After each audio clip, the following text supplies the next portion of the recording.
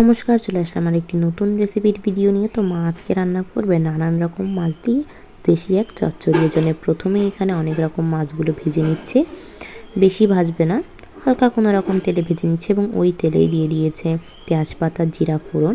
সেখানে দিয়ে পেঁয়াজগুলো কুচি কুচি করে কেটে সুন্দর করে ভেজে নিচ্ছে। এরপরে ওখানে দিয়ে দিচ্ছে আলু বেগুন, আর এখানে পেঁয়াজটা দিলে কিন্তু বেশি মজা লাগে খেতে, তো পেঁয়াজটা একটু পরিমাণে বেশি দেওয়ার চেষ্টা করবেন। এরপরে দিয়ে দিচ্ছে পরিমাণ মতো লবণ আর দিয়ে দিচ্ছে হলুদ, দিয়ে সুন্দর করে একটু মেখে নিচ্ছে। এবার এটা 5 থেকে 10 মিনিট আমরা সুন্দর করে একটু দুপাশ ভাজা ভাজা করে নিব। কারণ এটা ভাজা ভাজা করলে কি হবে যে এখানে তরকারির যে টেস্টটা সেটা কিন্তু আরও বাড়বে। তো 10 মিনিট ভাজার পরে এখানে দিয়ে দিচ্ছি প্রয়োজন অনুযায়ী জল।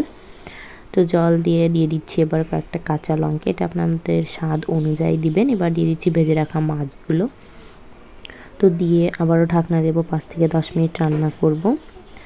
তো এবারে পর্যায়ে দিয়ে দিচ্ছি ধনিয়া পাতা। তো এভাবে আপনারা দুপুরের গরম গরম ভাতের সাথে পরিবেশন করুন রেসিপিটা। যেমন তেল মশলা কম, তেমনই স্বাস্থ্যের জন্য খুব উপকারী।